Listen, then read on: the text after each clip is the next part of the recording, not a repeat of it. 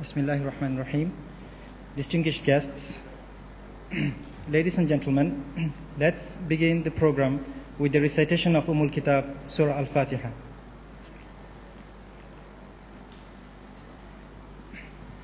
Ladies and gentlemen, I'd like to invite Professor Tariq Ramadan and Dr. Muhammad Azam Muhammad Adil, the moderator of today's program, to the stage. Bismillahirrahmanirrahim. Assalamualaikum warahmatullahi wabarakatuh. Tan Sri, Datuk-Datuk, Datin-Datin, distinguished guests, ladies and gentlemen. First and foremost, I would like to welcome everybody to this important public lecture. We are very delighted and honored to have with us this morning a very distinguished and renowned Muslim scholar, Professor Tariq Ramadan, to share with us his thought on this important topic, understanding reform from an Islamic perspective. I would like to apologize on behalf of the organizers that it is beyond our control that this public lecture takes a little bit late. To cut short of what we have the program, I will only call Professor Hashim Kamali, the CEO of IAIS, to have a welcoming remarks.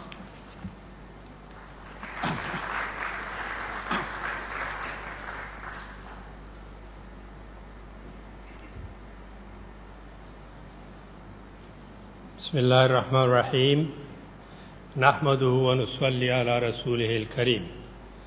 Subhanaka la ilma lana illa ma 'allamtana innaka antal alimul hakim. Excellencies, distinguished guests, Tansri, Datu, friends, brothers and sisters, ladies and gentlemen, Assalamu alaikum, good morning. I'm honored to welcome a very distinguished scholar in public intellectual to speak to us today on a subject that I have also shared with him in thoughts in our writings. We are in fact close. I have known him for many years, and there is a certain convergence in commonality of ideas. Today, he will be discussing approaches to reform, Islamic approaches to reform. And if I may say a few words as I share some of these ideas with him, I think it is fairly well known that Islamic jurisprudence, Islamic theology in law are fairly well equipped with the internal resources, how to regenerate and revise and change many ideas that we have heard, like tajdeed, like islah. Tajdeed means renewal, regeneration. Islah means reform. And of course, the formula for this, the regulated approach to change in law, in jurisprudence, is ijtihad. And these are not the making or the construct of the jurists. They arise from the sources, from the Quran and Sunnah. In the Quran there is a verse that Allah will not change the condition of a people unless they decide to change it themselves, unless they change what is in themselves. And the idea of ijtihad also originates from the Quran. Those who struggle in our path, we show them our ways. وَالَّذِينَ جَاهَدُوا فِينَا لَنَهْدِيَنَّهُمْ سُبُلَنَا. And articulated in the words of the Prophet that if a ruler or a scholar or judge exerts himself by way of ijtihad and arrives at a ruling, he merits two rewards. But the sincerity of his effort And the fact that he makes an effort, even if he falls into error without intention, that also earns him a reward. We have many rulings in the fiqh tradition that the rules in fatwa and ahkam are changeable with the change of times. And it is not accidental that our flagship journal here at this institute 8 years ago, 7-8 years ago when we started this, we entitled it Islam and Civilizational Renewal, Tajdeed Hadwari. This is the title of our journal. It is a quarterly international journal. We started it then, and I'm very happy to say it is an achievement for us, and we take pride that we have not stopped and have published it on time, the quarterly journal that we have. Without adding any further, I would like to now invite our dear Professor Dr. Tariq Ramadan, a very rare opportunity for us to have him. Thank you very much.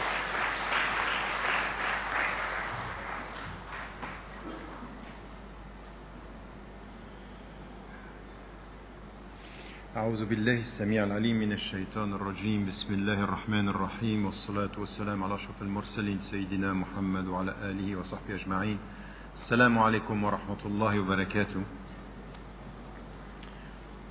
I'm sorry that we are starting late. It's due to us arriving a bit late and you have been waiting for a long time. I will try my best to stick to the allocated time this morning. I just want first to thank you for this invitation, Professor Kamali, and your institute. In fact, it's the other way around. He is presenting me, introducing me as someone who is his fellow scholar, but I have been his student for a long time, reading his books and taking from him a lot.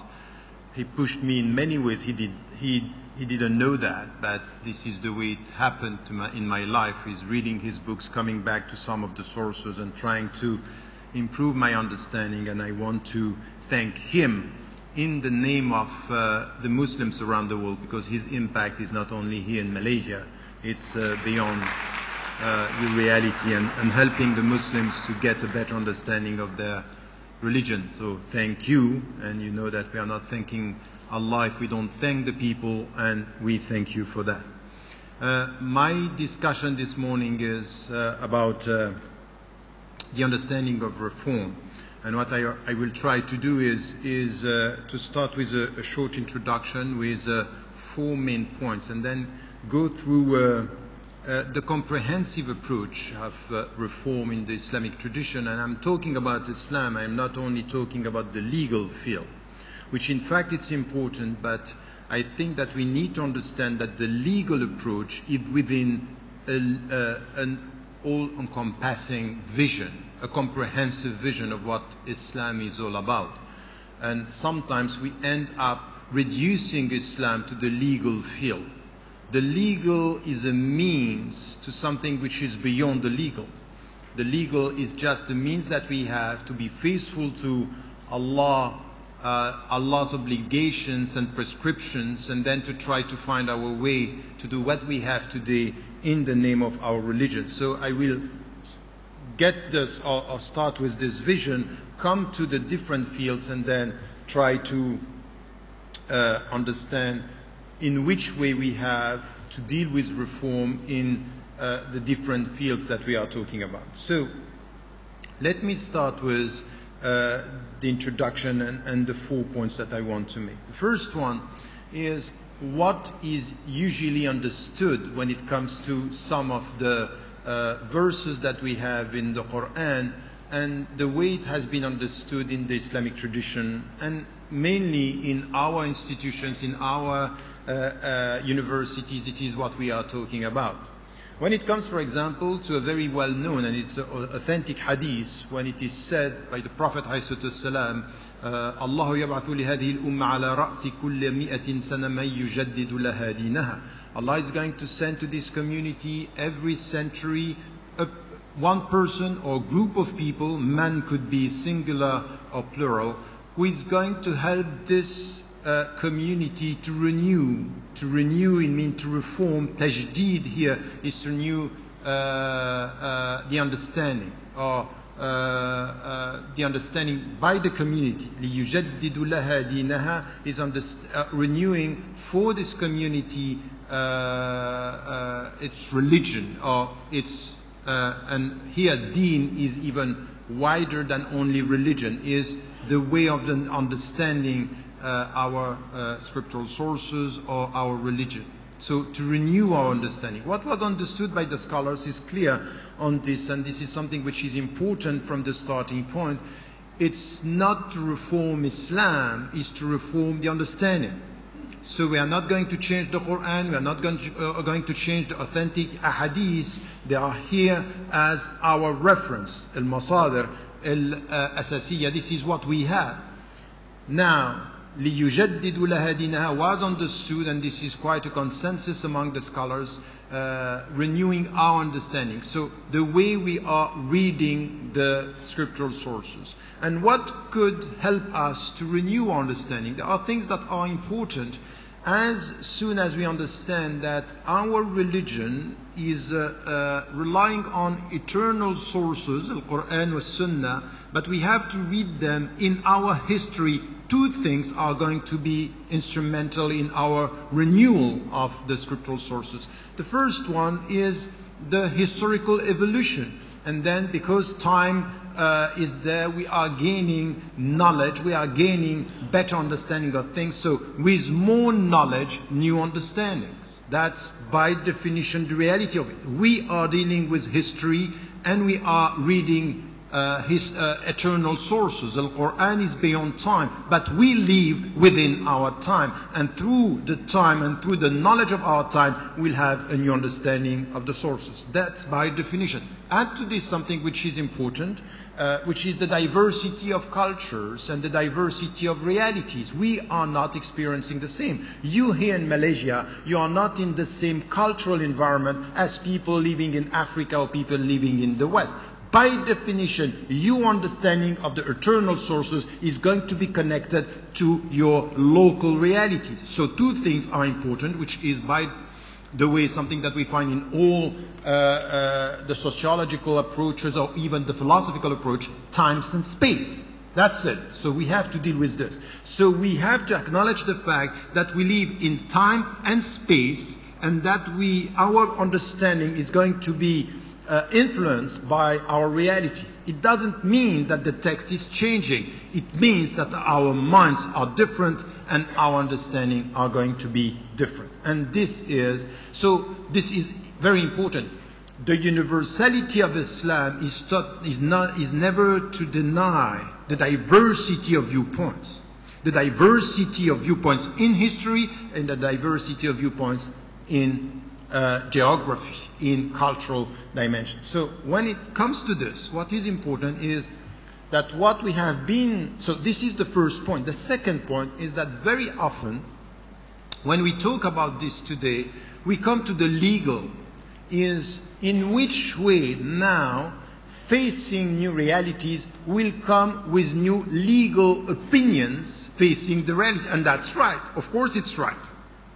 So our understanding of tajdeed means that because today we are dealing with, for example, medical realities, bioethics, for example. We are dealing with new sciences. We are dealing with new realities. And we know that Allah is telling us through the Prophet ﷺ that He kept quiet on many things.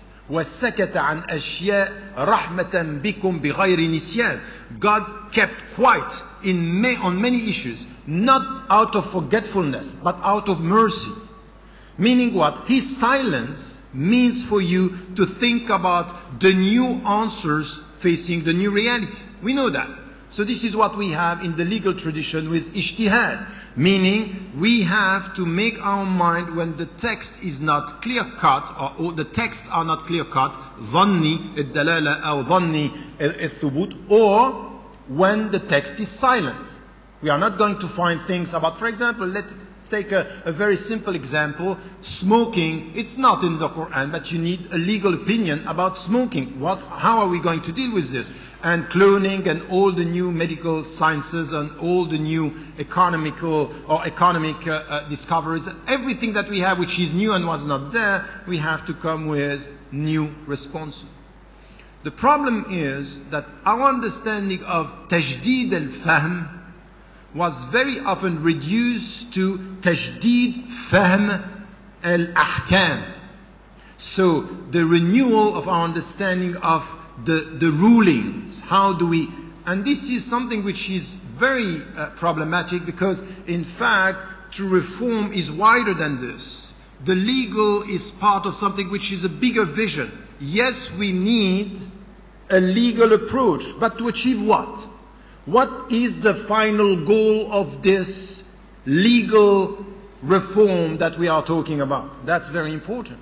Because if in the legal field we don't have a vision and we don't have objectives, you can be reforming your understanding, but you are following something that you don't know where it's heading. So the point is, and I will come to this, our understanding of reform should be a comprehensive understanding, and we need to know what are the goals and what are the means, in order to avoid taking the means for the goal, which is one of the essential discussion that we need to have. The third point that I wanted to make here is that when we come to this comprehensive understanding, we understand and we get the sense here that reform is about everything.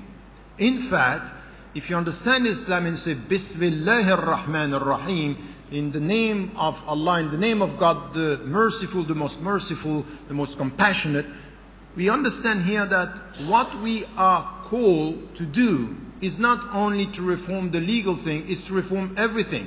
يا أيها الذين آمنوا استجيبوا لله وللرسول إذا دعاكم لما يحييكم. Respond to the call of God when He's calling you, and the messenger when they are calling you both to what gives you life. And what gives you life has to do with, first, you have to answer to reform yourself. So it's not to reform your mind, it's to reform your heart. So there is something which is reform the self, and the message that you, and the verse that you refer to, إِنَّ اللَّهَ لَا يُغَيِّرُ مَا بِقَوْمٍ حَتَّى يُغَيِّرُ مَا بِأَنفُسِهِمْ. Anfusihim is not only what is coming from our interpersonal relationships, is in your heart. It's yourself. If you don't change yourself, you're not going to change even your family. If you don't change your family, forget about the society. If you don't do it with your society, forget about the world. So there is something which is essential here, is the individual dimension of reform. And then you also have to reform your relationship with nature. Your relationship with nature. And in fact, what is very essential in our understanding of Islam is that when Allah subhanahu wa ta'ala started to call the Prophet ﷺ, the first thing that he asked him to change was not himself straight away. It was the way he had to look at the world. وَالشَّمْسِ وَالْقَمَرِ وَالضُّحَى وَاللَّيْلِ إِذَا سَجَى. It's all about, look at this. These are signs. And look at the verse of the Quran. سَنُرِيهِمْ آيَاتِنَا فِي الْآفَاقِ وَفِي أَنفُسِهِمْ. Meaning the signs are going to go from the horizons and come back to you. حَتَّى يَتَبَيَّنُ لَهُمْ أَنَّهُ الْحَقِّ. حَتَّى يَتَبَيَّنَ لَهُمْ أَنَّهُ الْحَقِّ means that the truth is going to come to you by the way you look at the world. And Allah is telling you, transform and reform the way you look at the horizons, at nature. So you have to reform this as well. And by reforming this, and by the way, be careful with all the people who are telling you, in the Sufi traditions, for example, there is something which is very important, which is reforming the self, tazkiyat al-nafs. But tazkiyat al-nafs, it's not going to be experienced in a void. You transform yourself by the way you transform your relationship to nature. So this is why there is no real mysticism in Islam with its contemplation. And this is why the Prophet ﷺ was crying just before Fajr when Bilal radiallahu anhu came to him and said, "Why are you crying?" Because he got one verse. إِنَّ فِي خَلْقِ السَّمَوَاتِ وَالْأَرْضِ وَاخْتِلَافِ اللَّيْلِ وَالنَّهَارِ لَآيَاتٍ لِأُولِي الْأَلْبَابِ. That in the creation of her and the heavens and earth, in the alternation of night and day, there are signs for those who are full of insight. Meaning, you are able to read the world with its signs if you are full of insight. So there is a relationship between the way you look at the world and the way you transform yourself. And the world is transforming yourself. And the self is transforming the way you look at the world. The Islam started like this. Allah called him to change the way he was looking at the world. So there is a reform in the way we deal with the universe, with nature. And then, of course, there is reform when it comes to interpersonal relationship. And this is something which is essential in even anything which has to do with al-adab, with al-akhlaq in Islam, is ethics, is interpersonal. And this is why, from the starting point, we didn't have manuals or books about ethics and akhlaq. The Prophet ﷺ put it as the highest goal of his mission. إِنَّمَا بُعِثْتُ لِأُتَمِّمَ مَكَارِمَ الْأَخْلَاقِ. I was sent to complete the most noble ethical or ethical values or character, or this is the way it has to be understood. He came with this mission to complete what came before him. So from the Jewish tradition, the Christian tradition, all the other tradition, and to complete this, but with something which was very important, makarim al-akhlaq, the noblest values and virtues that we have, al-fada'il, which is the virtues that we have to implement, the good character that are expected. Meaning here that this is going to have an impact on what? Our interpersonal relationship, the way we deal with human beings.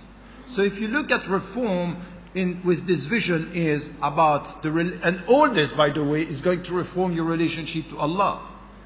Because at the end, everything has to do with the very understanding of al-ibadah. Al-ibadah is to reform, is to have this pure, sincere, al-ihsan, the highest level.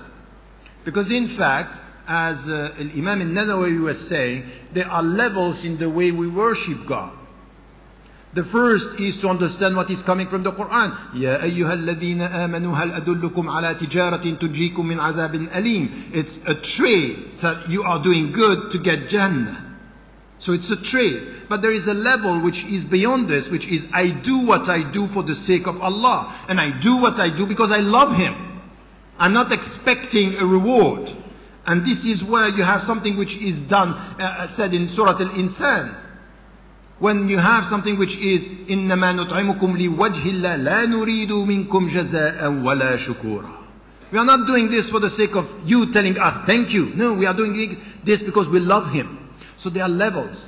And Imam al-Nawawi was saying there is Imam al-Tajir, which is the trader. We give you this, we are doing this because we are going to get a reward. But the highest level is about love. And al-ihsan is not to do it because you fear that Allah is going to punish you. But you are doing it because you know He is close to you.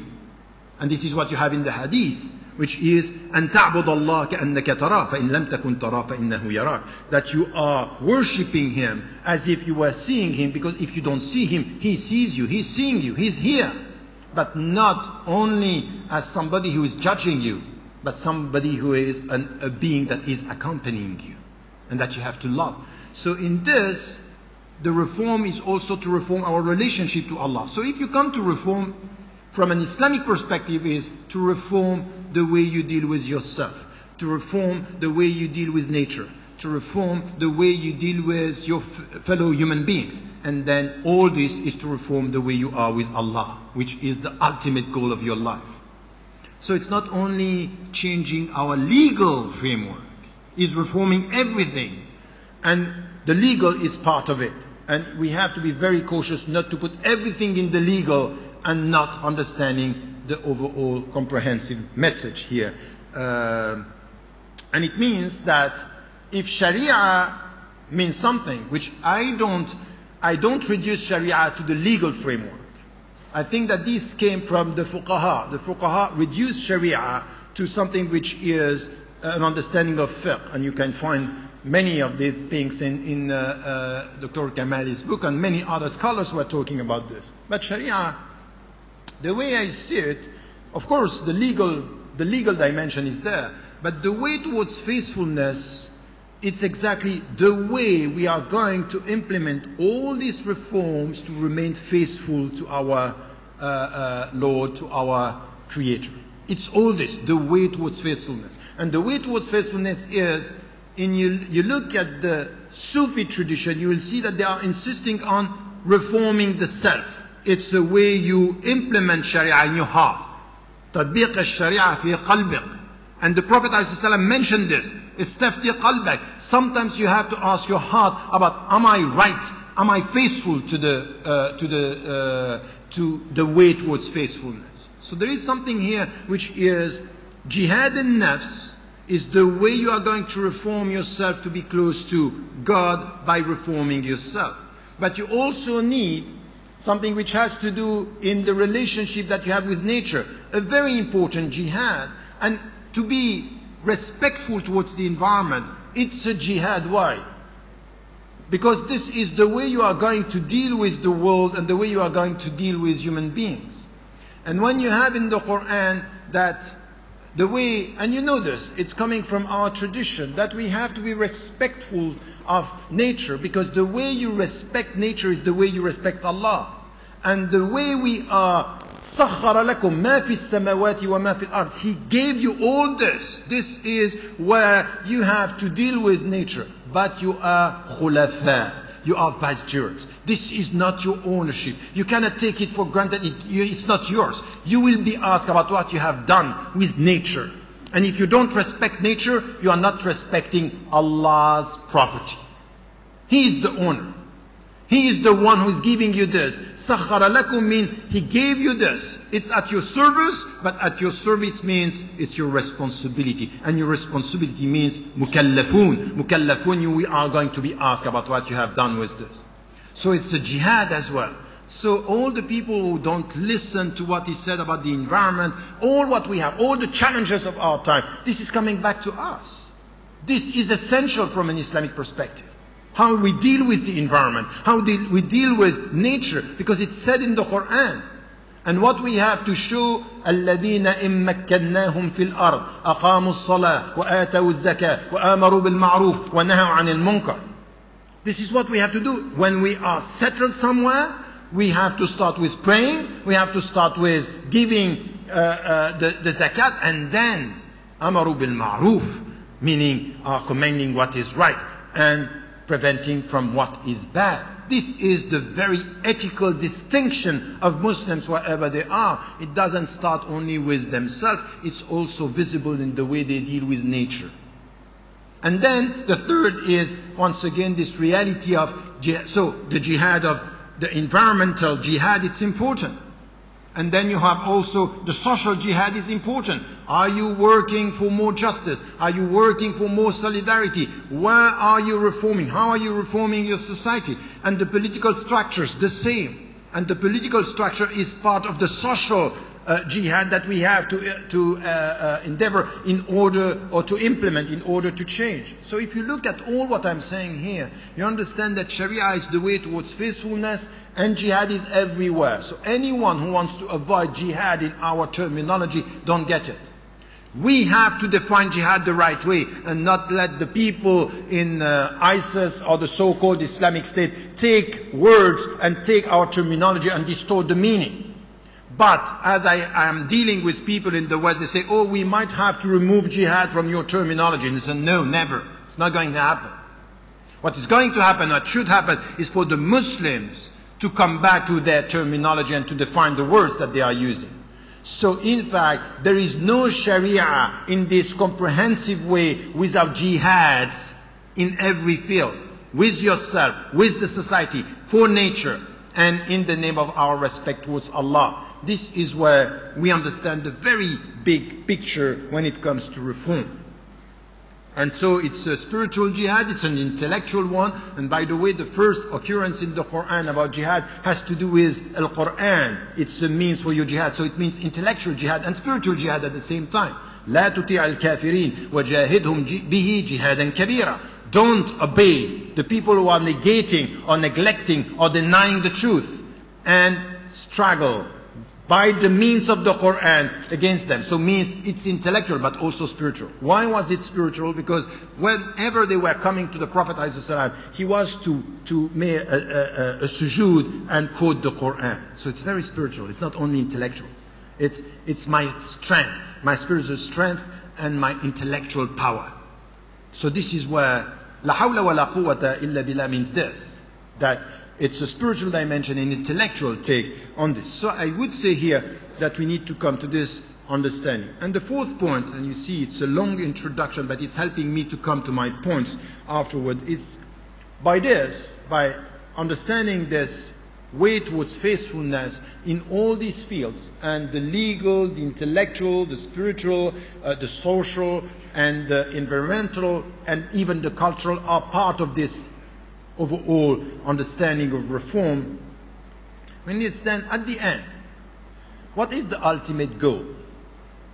And we had recently a discussion with Sheikh Al-Qardawi in one of our seminars, and many other scholars were there. Sheikh Al-Raisuni was there as well, and some of the colleagues. We were talking about this, and we had an interesting discussion. If you have, if you study the philosophers, the Western philosophers as well as the Muslim philosophers, for example, if you go to Socrates, Plato, Aristotle, the very old Greek tradition, and then you come to Al-Kindi, Al-Farabi, up to even the one who rejected philosophy, but with a very deep philosophical input in his work, is Abu Hamid al-Ghazali, Ibn Rushd and others. You see that they were trying to get what is the ultimate goal. And some were saying, what we are trying to achieve is a sa'ada, felicity, happiness. And others saying no. And for example, Shaykh al-Qardawi was saying, I would prefer the word of falah. And falah is success, is salvation, and he was saying this is coming, it's more Quranic, because you know that when you are called to pray, it's hayya ala al-falah, which is success, which is also there is a sense of happiness at something which is completed. You can discuss this. And in our discussion he was saying, but at the end what we are trying to achieve is taqwa. And you know that we have a problem translating taqwa in English or in European languages. It's very difficult. Even, is it damir? We had discussion between scholars about, is it the same as damir? I say no, taqwa is something which is piety, it's God's fear. Muhammad Asad in his translation is saying no, it's God consciousness, that there you have this consciousness that God is here, and the Prophet ﷺ said, "Hahuna taqwa." It's a very deep concept. But what do we want to achieve? Is it taqwa at the end? And in my discussion with Shaykh Al-Qardawi, said taqwa is a state, is a means. It's not the ultimate thing that we need to get. In fact, what we are trying to get, everything in the Quran, and even starting with the very essence, the very meaning of Islam, has to do with something that we are trying to get in our life. It's so much the case that in Surah Al-Fajr, what we have is a very clear understanding. Allah is calling, Ya ayyatuha nafsul mutma'innah, meaning in a state of what? Tranquility. In fact, the very essential word and concept we have in Islam is what you need to get is salam. Salamat al-nafs, which is inner peacefulness. As-salam, which is Allah yad'u ila dar as-salam, is one of the names of God. It's one of the names of Jannah. It's one of the names that we are calling. Even jihad, when it comes to qital, it's a way towards peace. We are not asking and calling for jihad in the name of jihad and killing people. It's resisting to killers or to oppressors in order to get peace. And there is no peace without justice. And there are no peace without conditions. But at the end, what do we want? We want to spread peace. Ifshu salam. Idkhulu fi silmi kafa. Enter in Allah's peace with all your heart, your mind, and everything. So the ultimate message of Islam is about peace. This is what we want. We are agents of peace. And we resist for peace. And we reform for peace. And what we do, it's all for peace. Inner peace. Peace with the environment. We want to be at peace with the environment, respecting the environment. We want to be at peace with our fellow human beings. We only resist when we are oppressed. We only resist when we are only involved in war because they are calling and we are responding. That's the very essence of our tradition. So there is no Sharia without resisting what is bad, and there is no resistance without jihad, and there is no jihad without understanding that the ultimate goal is peace. And this is what jihad in nafs is about. What do you want to achieve with your heart? It's to be at peace. It's to feel with peace, which is one of the names of Sa'ada, which is one of the names of Falah. And if we get this overall understanding, we come now with a very deep understanding of reform in Islam. Not the legal one only, but the legal within the very deep understanding of our message. Now, with this comprehensive approach, if we understand this, we understand something which is, and this is the 6 points of my 2 parts. I just mentioned them because the main substance was in this long introduction. Having said all this, now come to how do we have to understand reform coming with this or out of this overall understanding. And this is where myself, I went through different steps in my life and studying. I started my study when I was with the scholars and the shuyukh in the very taqlidi, classical, traditional ways with one-to-one courses with my shuyukh in all the fields that I studied. And as you know, we are going in the taqlidi is where you get not degrees, but you had ijazat. Ijazat is that the scholar is giving you the permission to teach. This is what I went through in 7 fields. In fact, I studied 9 and I got in 7. And in 7 fields, one of the things that I was focusing on was mainly in fiqh, in the legal tradition. Why? Because I was experiencing difficulties and challenges in the West, as much as we are facing these same challenges here in Malaysia, even in Muslim majority countries. And then we were always talking about tajdeed al-fahm and everything. And because I was focusing on the details in one area, which is the legal, everything what was coming from the legal was about, yes, reform, al-tajdeed, al-islah. These were the 2 terms. And then by studying this, what I understood is that by definition, the legal, when they are talking about reform, they are talking about reform, yes. They are talking about reforming our understanding. But very often, our understanding of this reform is exactly what I put in the book. Radical reform was about adapting to the world as it changes. And that's my problem. If you come back to this overall understanding, we are called to reform to do what? To transform, isn't it? Transform yourself for the better. Transform the world for the better. Make this world better, make yourself better. It's not to adapt to the world as it is. But the problem is that in the legal, by definition, anyone who is working in the legal framework, you are dealing with new challenges and you try to adapt yourself to come with new responses to new challenges. And the point is not only to come to new responses to the new challenges, is to have a vision in which way my answer today is going to change this world for the better. In the spiritual experience, you understand that. Reform, Islah al-nafs, Tazkiyat al-nafs is to transform yourself. It's not to adapt to who you are. You can't in Islam say when you are nervous or you have a bad temper, if somebody is coming to you, say you have to master your temper, say no, I'm sorry, I'm like this. I was created like this. Say I'm sorry, you were created like this, but your Tazkiyat al-nafs is to transform yourself. to the better. Master this. You have to be a better person. Don't tell me I'm like this and you cannot change it. Yes, you can. Has nothing to do with him. Okay, that's the point. And then if you get this from the spiritual side, you understand that this should be the same everywhere. Is to produce a legal apparatus that is helping us to change the world. And I understood that we have the same mindset but not the same goal. I had the same mindset with many of my scholars, many of my teachers, that we were talking about reform. We have to move on. We have to come with new answers. But the goal were not the same. And especially for Muslims living in the West, we got with this fiqh al-aqaliyat, which is fiqh for the minorities, and even in Muslim majority countries say, you know what, you cannot change the world. You have now to deal with what is imposed onto us. So let us have an answer that is helping to protect us. So this trans-adaptational reform is to adapt ourselves to the world in order to protect ourselves. The deep understanding of Islam is not to protect ourselves. Is not only, by the way, is to protect and to transform.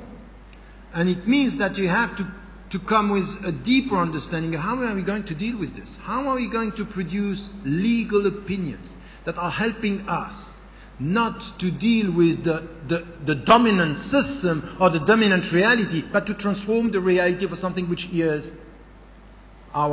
has to do with our goals as Muslims.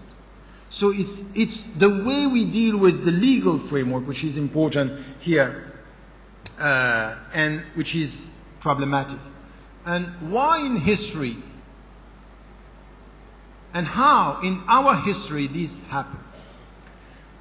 You know, when you are in a position of confidence, when your mindset, and I take it as it is, I have traveled around the world, I've read books, met Muslims. There is something which is quite clear in the contemporary, and it's not new by the way, it's long, many centuries now, that we are nurturing a sense that we are dominated.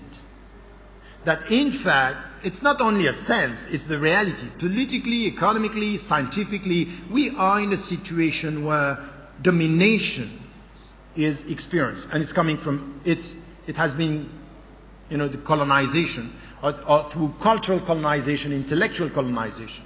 And in this situation, the mindset that you have is, as they are coming with knowledge, with sciences, with cultures, with domination, what we have to do as Muslims is to protect ourselves. So our reform is within this understanding, trying to cope with what they have achieved.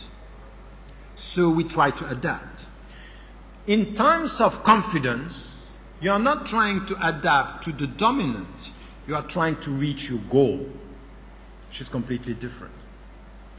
The goals are distorted when you feel that you have to deal with people who are dominating you. But when you are in a state of confidence, when the Muslims in the 9th, 10th, 11th, 12th century were dealing with the sense that we are bringing things to the world, our goals are the goals that we are setting to ourselves, not the goals that they are putting to us.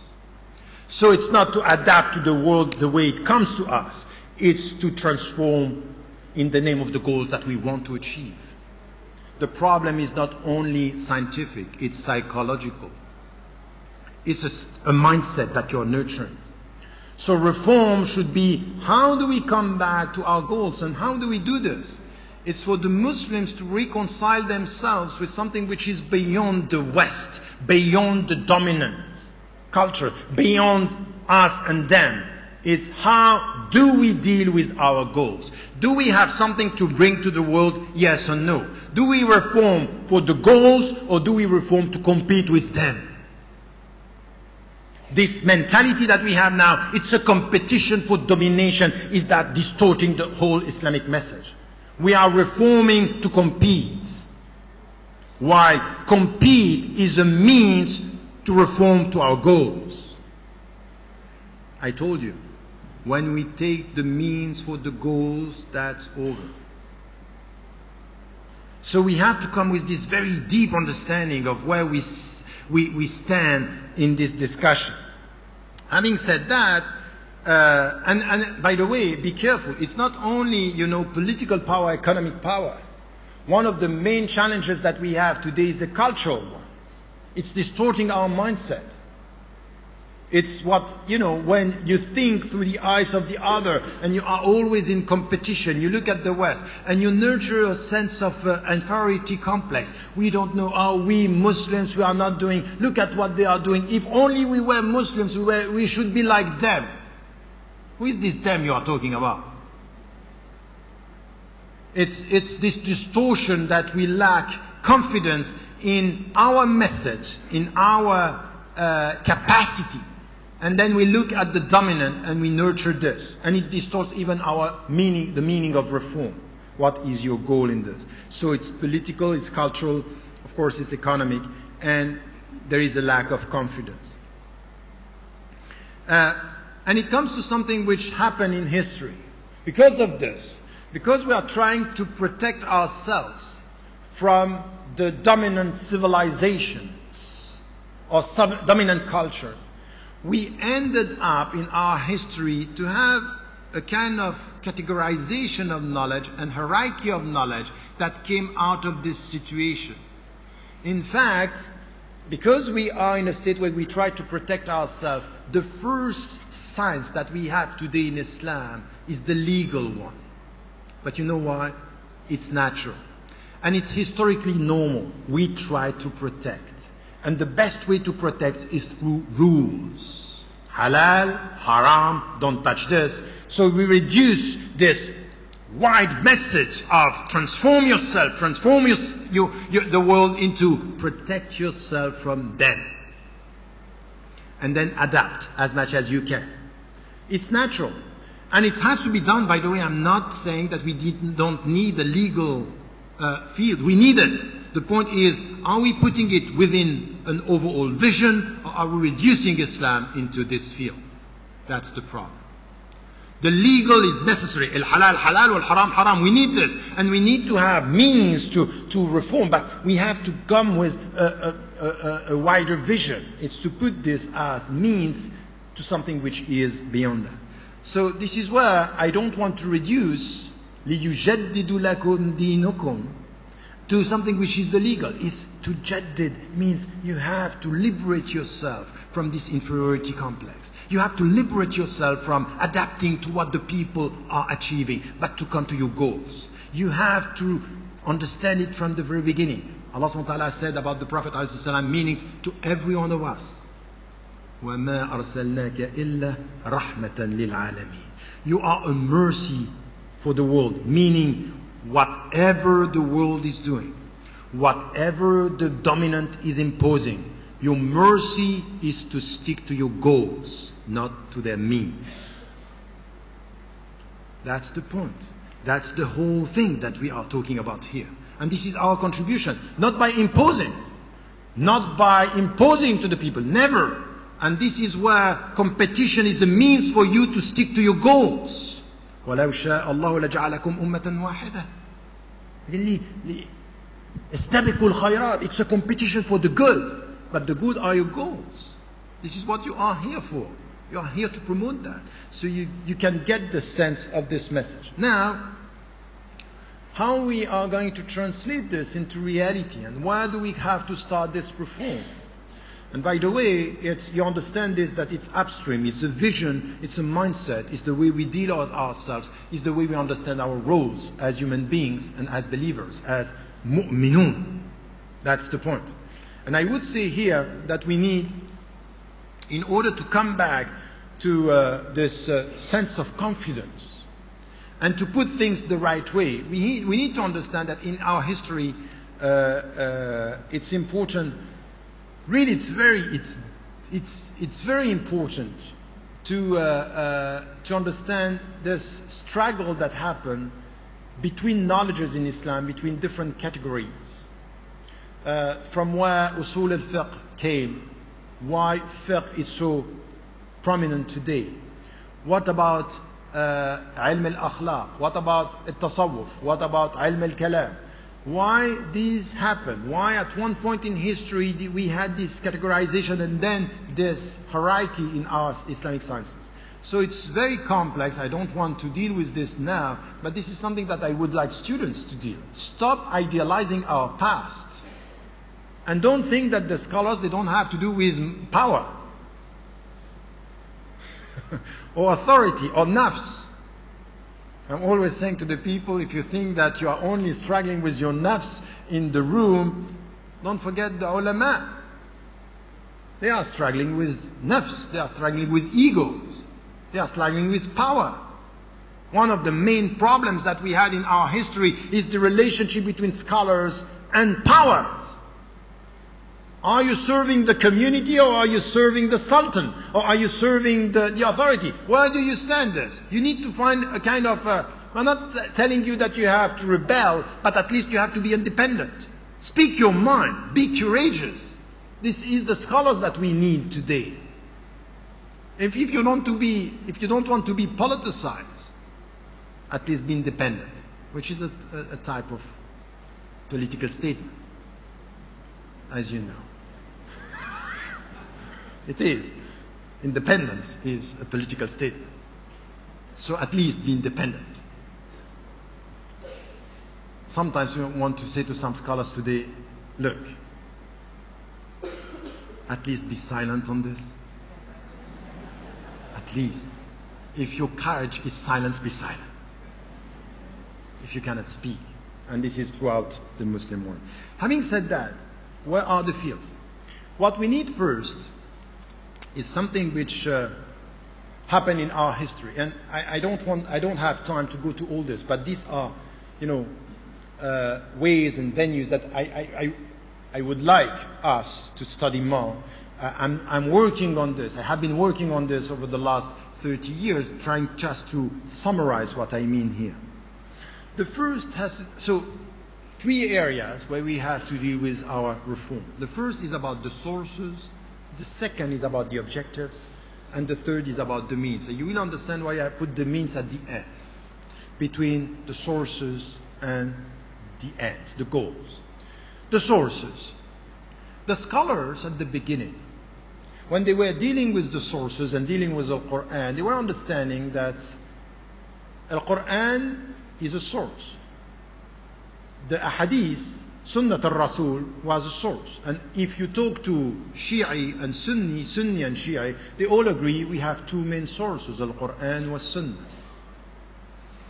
And in fact, from the very beginning, the understanding of Sunnah was wider than only the legal dimension of Ahadith.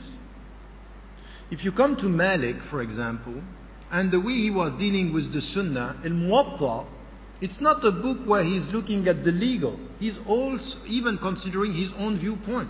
He was saying when he was writing, Al-Amru Andana, meaning our understanding of the reality. I am part of the process with the environment and with the text. He was not reducing Sunnah to Ahadith and the Ahadith to the legal. It was wider than that. And it meant that for them from the very beginning, there was this understanding, yes, Al-Quran is a source. The first one. The second is the prophetic tradition, the way the Prophet ﷺ, but also our understanding, the environment, it's very essential. So the source of our understanding of what we have to do is also the world, the universe. Why? Because the universe is also a revelation. This is why Taha Jabir al-Alwani in his book Al-Qira'atayn, he was talking about the fact that we have two books. And who said this also? From where the Renaissance in the West came, by scholars, also Muslim scholars, saying the book of universe. It's a book, it's our source. So we need to look at the world as a source of our understanding of our religion. Not only the scriptural sources, we need to understand that we are not scared of looking at the world and taking from the world. The world is a book that we read with Sunan Kawniyya, meaning natural order. And there are qat'iyat, there are things that you are not going to change.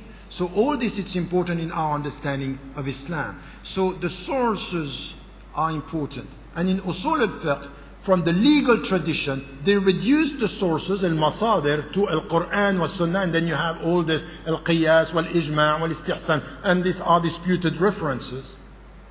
But at the beginning, before this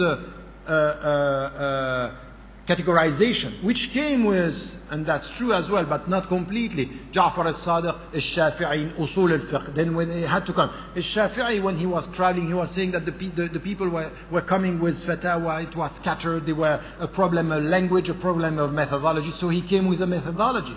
And the methodology was necessary at that time. The problem is that this methodology reduced the meaning of the sources to the scriptural sources and not to the world. Why? In fact, it's not true. In his mind, the world and the reference, al-urf, and even the environment was a source, but something which was secondary. But in fact, from the very beginning, it was part of understanding of what are our sources. And you know the hadith of Mu'az ibn Jabal, when the Prophet ﷺ sent him to Yemen and said, on what are you going to rely? Al-Quran, and then the Sunnah, and then I'm going to exert my mind. I am trying to find solution. Meaning, in the time of the Prophet ﷺ, he was dealing with new situation in Yemen, not far from where they were. Now we are so far away from where they were, and now I'm going to use my mind. Use my mind between what and what? What you said, the environment, and myself. The environment is part of the source that I have to understand to bring something. Of course, this is essential. So, our sources here are important. Why I'm saying this? Because if you understand that the world is also a source, you understand that you cannot reduce Islam to knowing Al-Quran wa Sunnah. You need to know the world. You need the other sciences. You need experiential sciences. You need human sciences. You need science with science, and not only the sacred science, as we said. And by the way, why are you saying Islamic sciences? What is Islamic in Islamic sciences? So, mathematics is what? A secular science? Medicine is what? A secular science? So, from where came this distinction between science and science?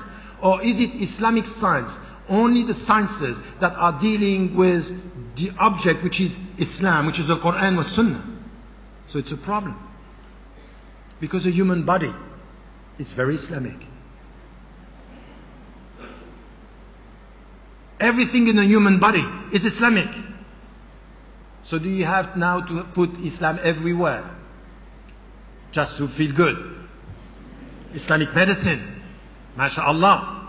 So there's an Islamic way to deal with what?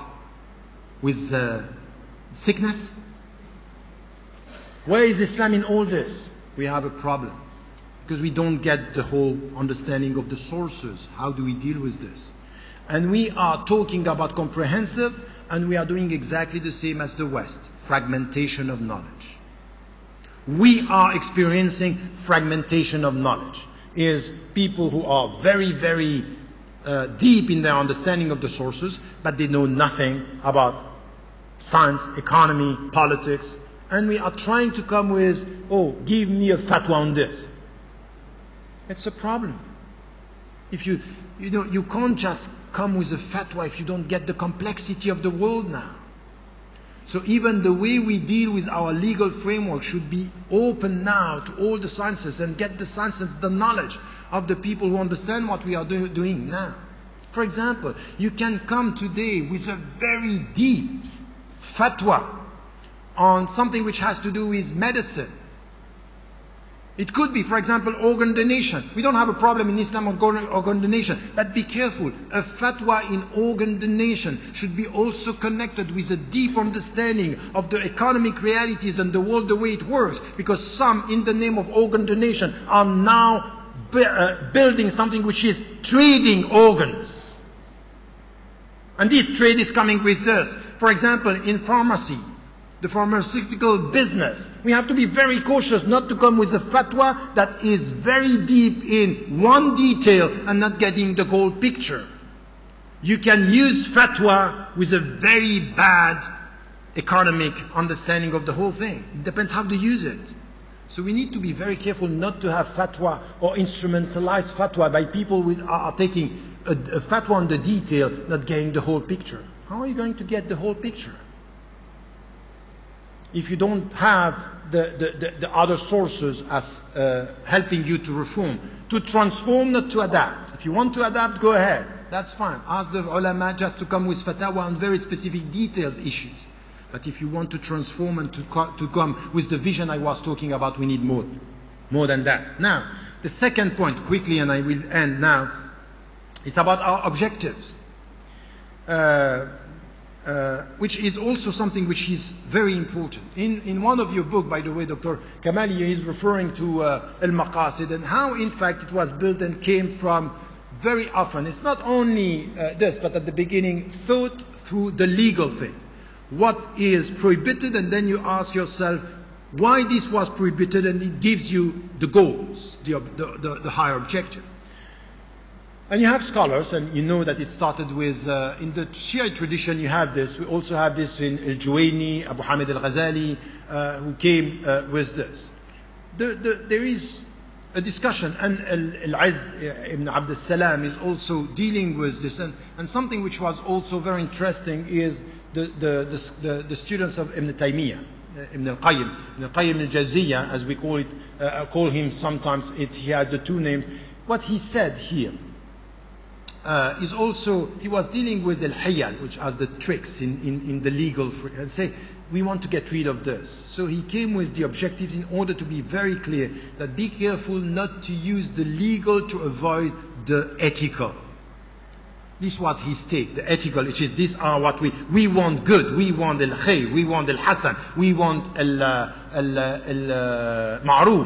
So don't let the scholars play with the rules in order to, in the hiyal, to try to have some tricks. Say, oh, we can do this, and in fact at the end we avoid. All this came from the legal. Ash-Shatibi, when he came to the discussion, was saying something which was very interesting. Which was, in fact, be careful, we need to read the detailed prescriptions of Medina in the light of the kulliyat, the universal rules of Mecca. So Mecca came with the overall objectives, and Medina came with its implement. But be careful, don't take the implementation for getting the whole picture, the framework. Exactly what I'm talking to you about now is that in Islam we have to be. He was dealing with the objectives and saying we have to come with kulliyat al-Mecca and not only al-juz'iyat Medina, which are the detail thing. So he was putting things into perspective. The details or the legal should be understood in the light of the comprehensive. And this was still within the legal. Recently, in the last century, you have Ibn Ashur. Ibn Ashur decided that he was going to deal with the objective in a way which was not based on the legal, but based on the Islamic message. So he said, no, our objectives are not only legal objectives or only prescriptions. It's the very essence of Islam, and then we have to come to the message. And he was talking about something which is interesting, because by coming to this, he was reconciling also Islam with some of the other fields. He had one chapter, for example, in Fitrat Allah allati fatara an-nas alayha, meaning our fitra is essential to understand, in fact, the message of Islam. So it's the inner dimension. And he was also talking about al-kulliyat, the universal message of Islam, the outward and the inward. Between Ash-Shatibi and Ibn Ashur, we had some other scholars. And one who is very interesting on this is Ibn Taymiyyah. Ibn Taymiyyah is misunderstood by many scholars and many Muslims, and very often by you, because you confuse very often Ibn Taymiyyah with what the Salafi are doing with him. Ibn Taymiyyah is bigger than what the Salafi are doing with him. Ibn Taymiyyah is the one who said, coming to Al-Ghazali, and that the objective that they set about the five that you know, ad-din, wal-aql, wal-nafs, wal-nasl, wal-amwal, and Al-Qarafi added al-ird, honor, and so he said, no, there is something which is missing, which is the inner dimension, the inner objectives. Salamat al-nafs, it's something which has to do with al-qalb. It's quite interesting that the more perceived literalist scholars are talking about the more spiritual side of the objective. And by the way, he was himself a Qadiri. He was himself following a Sufi tradition, but a true and strict Sufi, not the Sufis that we have now. Which is, we'll talk about that here. But he was quite clear on this. So the point here is, our goals here, our objectives should be also perceived beyond only the legal. It's how do we deal with, for example, today, after all what happened in the Middle East, you had scholars who yesterday were saying, we want an Islamic state, we want the rules, and then they were dealing with people who took to the street and say, no, now we have to understand that freedom comes first. Okay, freedom before Sharia then. Yes. Okay, so it means that there is something before the legal. And then we come to Ibn Kathir saying, وَلَقَدْ كَرَّمْنَا بَنِي آدَمَ. We gave dignity to human beings based on what? Two things. The first is knowledge. عَلَّمَ آدَمَ الْأَسْمَاءَ كُلَّهَا. He gave the names of everything. And حُرِّيَّة. You are free. فَمَنْ شَاءَ فَلْيُؤْمِنْ وَمَنْ شَاءَ فَلْيَكْفُرْ. You are free. And this, because of your freedom, which is a responsibility, this is why the angels go to you prostrate. Because your dignity is to deal with your freedom and your knowledge in the name of freedom, and freedom in the name of knowledge. And this is a taklif, your responsibility. So this is your dignity. Having said that, now you can't just come with objectives that are based or extracted from the legal. There is something which is human beings. It's something which has to do with freedom, with responsibility, with reason, with justice. These are also objectives that we have to take as something which is essential. So we also have to rethink our way of dealing with our goals. What do you want to achieve? Is it only protecting deen and protecting your... No, in fact, in psychology I have objectives. What do I want? I want internal, intimate stability. I want inner peace. Come with something which is, what are my goals as to the way... Because the consumerist culture is changing the way I look at myself, telling me you will feel good when you will have. And we say you feel good when you are going to be. It's the being, it's not the having that is changing you. This is a cultural revolution. How am I going to deal with this? By saying, oh, you have to protect yourself. It's all about protection or not about asserting. You see the difference? Protecting from the dominant, asserting in the name of your goals. Different. Completely different. It's a completely different mindset. This is the true reform, and this is why I call the radical reform. It starts with our mind. And the last point is our means. And this is what I'm saying. You understood this from my discussion, is the means. The means are not only the legal. We have to stop thinking that the fuqaha are going to change the world. The fuqaha are going to ask the rules to protect ourselves, not to be distorted, not to be destroyed by the world. And this is a necessary step.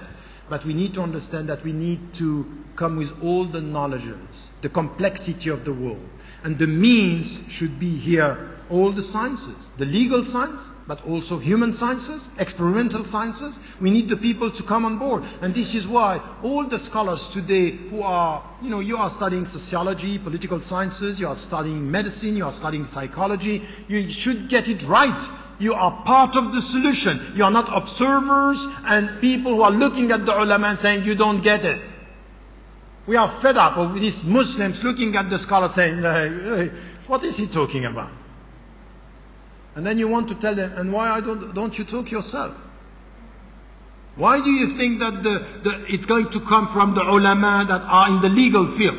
We are not going to reform the world by only having this fragmentation of knowledge. People who are sociologists, people who are, and they don't get it, that we have to come together. We need to add knowledge to knowledge.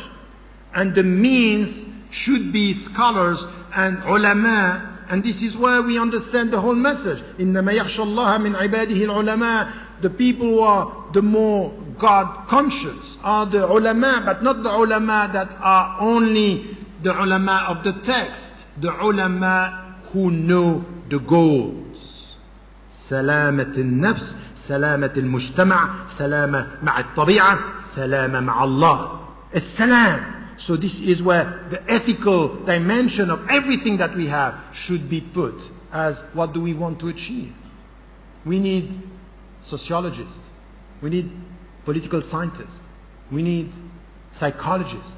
We need all the sciences. and stop celebrate them in the past. You know what? The first sociologist was Ibn Khaldun. Who do we have today? We are waiting for him or her. The first great medical doctors was so and so. Who? Ibn Sina was a great doctor. That's fine. A great philosopher. That's fine. Who do we have today? Inshallah. That's the point. Dreaming the future and idealizing the past and acknowledging our helplessness today.